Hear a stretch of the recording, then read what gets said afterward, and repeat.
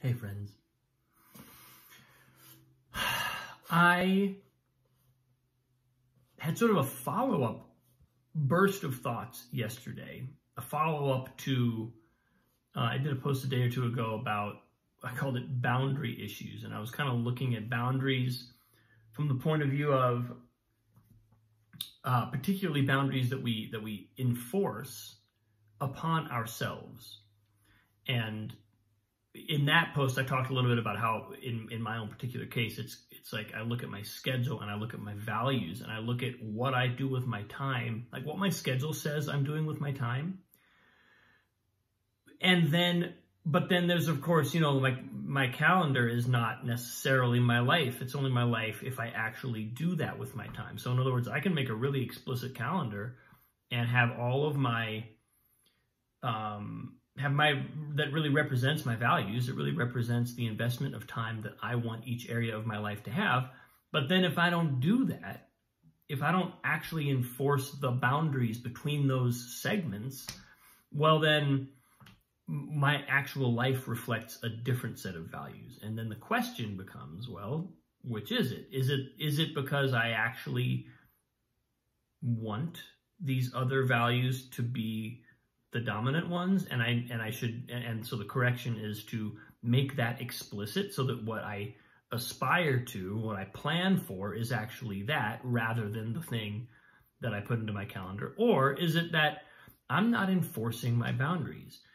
And even though I have value, even though these are my true values, I'm not living them because for whatever reason my boundaries are getting I'm either letting other people kind of roll over them, or I myself am not observing them, and or I myself am not holding to them. So that's kind of a quick recap of what I was talking about the other day. And then, but then I had this interesting follow-up burst come through where I was thinking about, it kind of took me, this is both a sort of tangent where I'm talking about my experience with parenthood, but it's also something ultimately about our own programming, because there's something I've noticed about parenting a young child, and so much of what we do as parents is to establish healthy boundaries for a child. I mean, boundaries are how you keep someone safe. They're how you keep someone healthy. There's all kinds of ways in which imposing certain limits on a child is, you know, not just necessary, but really help. It's the teaching process. I mean, ultimately it's not about truncating a direction of travel that the child really wants to go in. It's more about the way you would usher or nurture healthy behavior in someone who just doesn't know what that is yet, and is, you know, might, who knows, do things that are dangerous or unhelpful, or, you know, that they'd ultimately regret. So anyway, this is something I've just observed as a parent.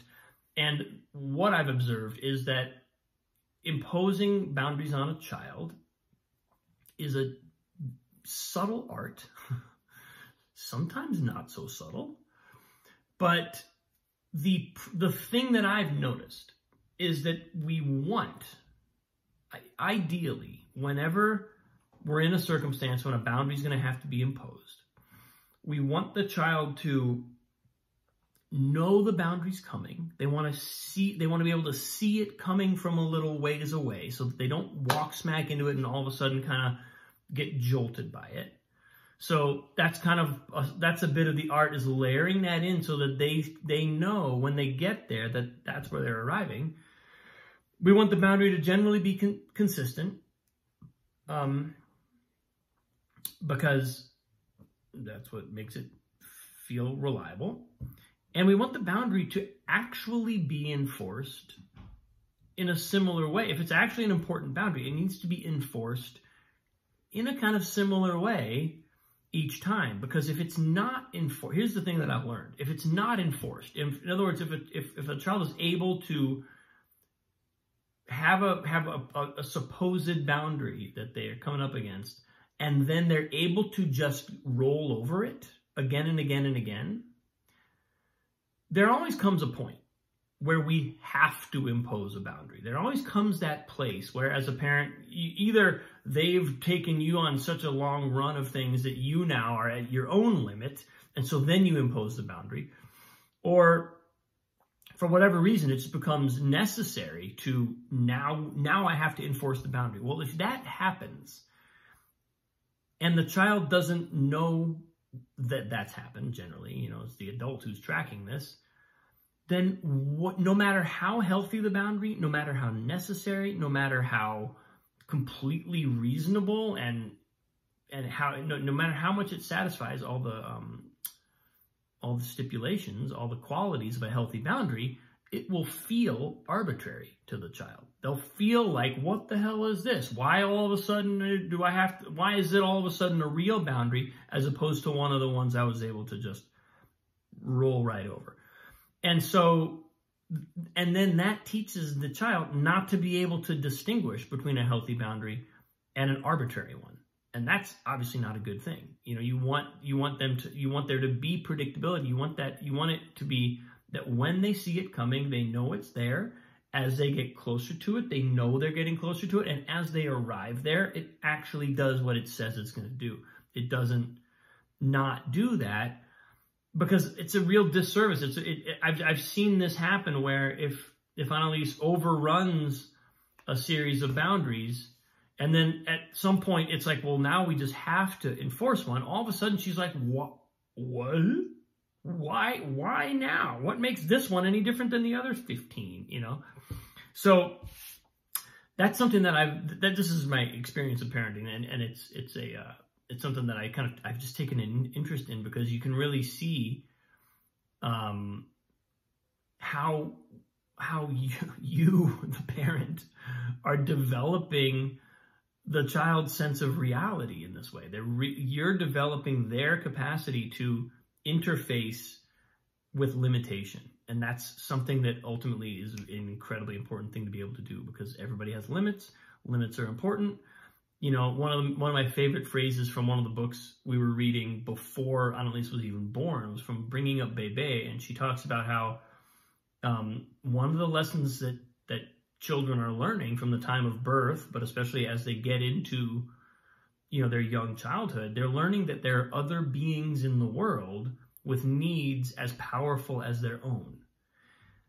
And that's a huge lesson, and it's one that we want to be able to impart that and convey that in a way that's gentle, and in a way that doesn't communicate that there's scarcity or kind of arbitrary disadvantage to us because other people have needs, or because there are boundaries in the world. Boundaries we don't want to be learning that boundaries are a problem. We want to learn that boundaries are healthy. So, all of that being said, I come back to my own perception of boundaries and my own relationship, with how I come up against my own either, self-imposed limitations or in the case of time management, or what I'm talking about with how I translate values into action. That process of parenting has kind of taught me that my own programming is one of the things I need to learn how it works. I need to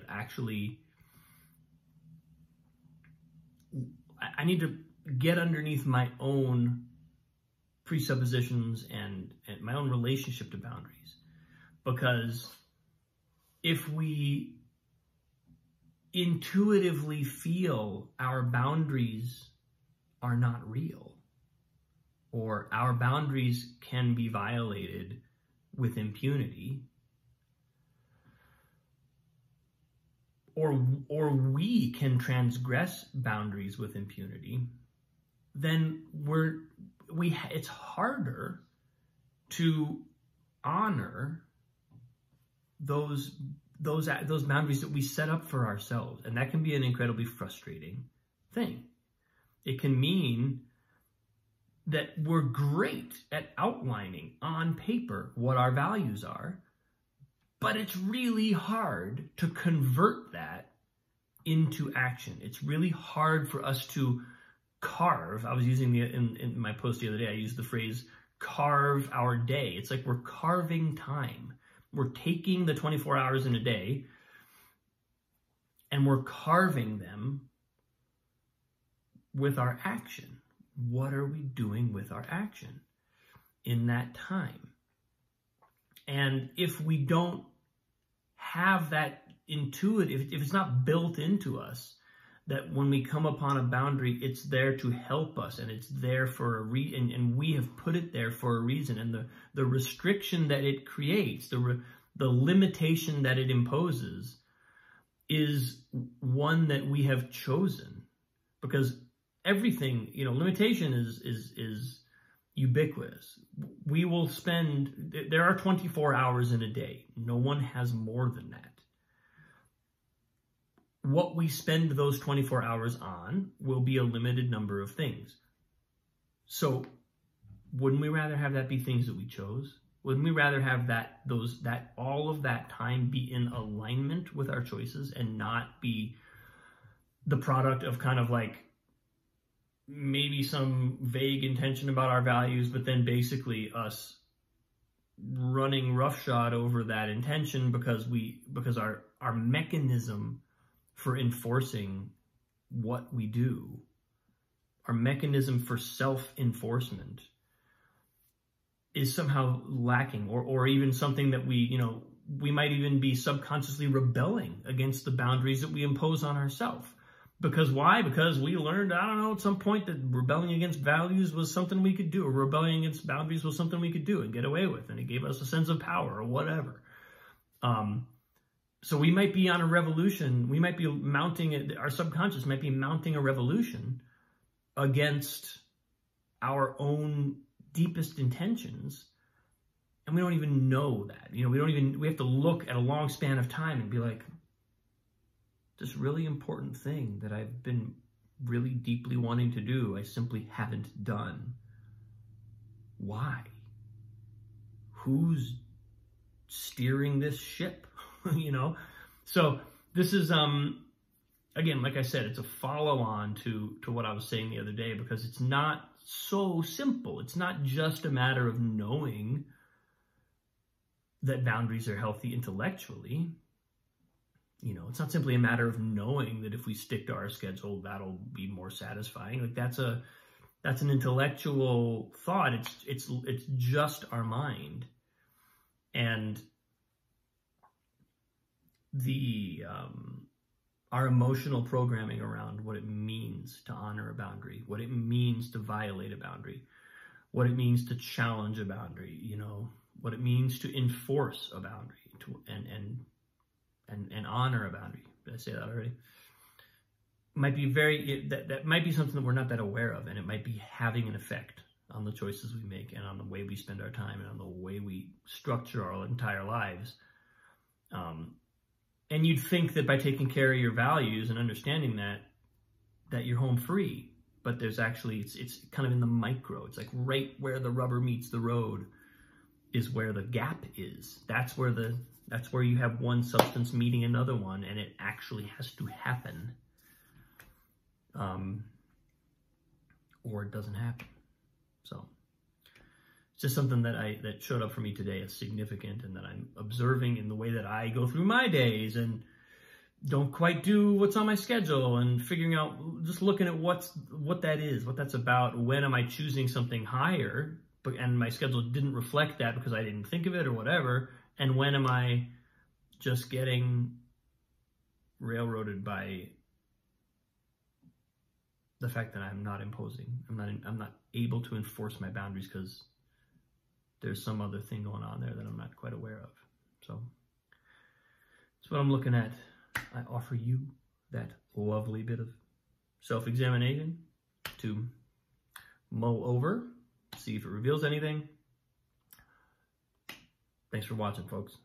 Appreciate you. Love you. So much fun to be in conversation with you. So have a wonderful day. I'll see you tomorrow.